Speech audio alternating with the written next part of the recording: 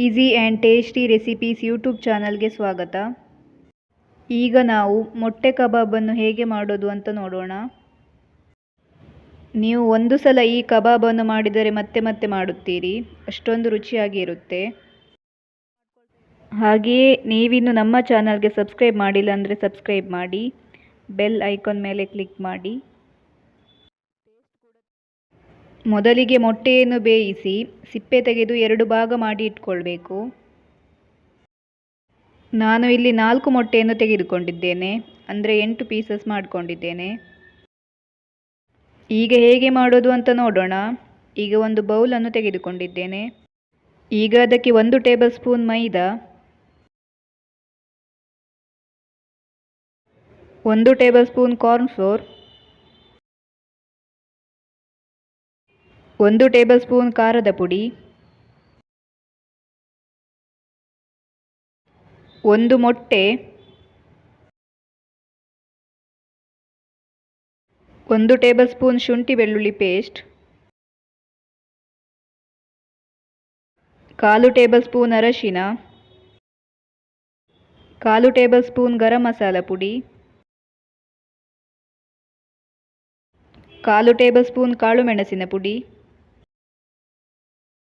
1/2 table spoon ಕೊತ್ತಂಬರಿ powder,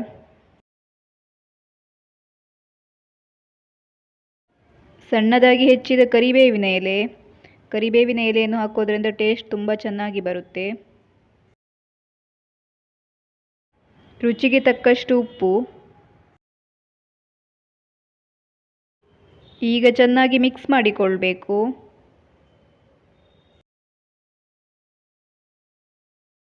masala ಕರೆಕ್ಟಾಗಿ mix ಆಗುವ ತನಕ ಮಿಕ್ಸ್ ಮಾಡ್ಕೊಳ್ತಾ ಇರಬೇಕು.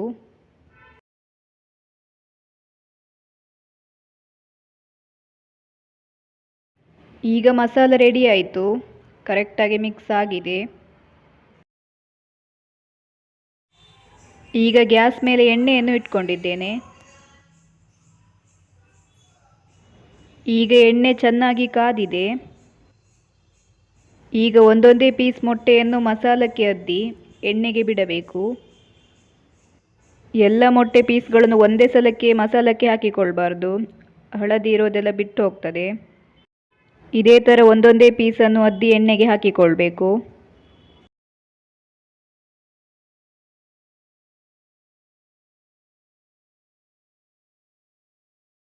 ಈಗ ಒಂದೊಂದೇ ಪೀಸನ್ನು ಟರ್ನ್ ಮಾಡಿಕೊಳ್ಬೇಕು. ಜಾಸ್ತಿ ಹೊತ್ತು ಫ್ರೈ ಮಾಡ್ಕೊಳ್ಳೋದು ಬೇಡ. ಮೊಟ್ಟೆ ಮೇಲ್ಗಡೆ ಇರುವ ಮಸಾಲ ಡ್ರೈ ಆಗೋ ತನಕ ಫ್ರೈ ಮಾಡಿಕೊಂಡ್ರೆ ಸಾಕು. ಮೊಟ್ಟೆ ಬೇಯಿಸಿರ್ತೀವಿ ಹಾಗಾಗಿ.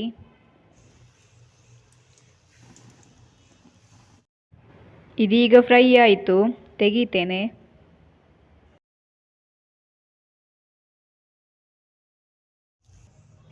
ಈಗ ಅದನ್ನು ಒಂದು ಪ್ಲೇಟ್ಗೆ ಹಾಕಿಕೊಳ್ಳೋಣ.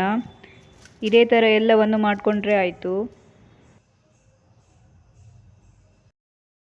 ಮೊಟ್ಟೆ ಕಬಾಬ್ ತುಂಬ ಚೆನ್ನಾಗಿ ಬಂದಿದೆ, ತುಂಬ ರುಚಿಯಾಗಿ ಇರುತ್ತೆ.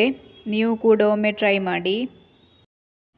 ಹಾಗೆಯೇ ನಿಮಗೂ ಈ ರೆಸಿಪಿ ಇಷ್ಟ ಆದಲ್ಲಿ ಲೈಕ್ ಮಾಡಿ, ಶೇರ್ ಮಾಡಿ, ತಪ್ಪದೇ ಸಬ್ಸ್ಕ್ರೈಬ್ ಮಾಡಿ. Thank you for watching.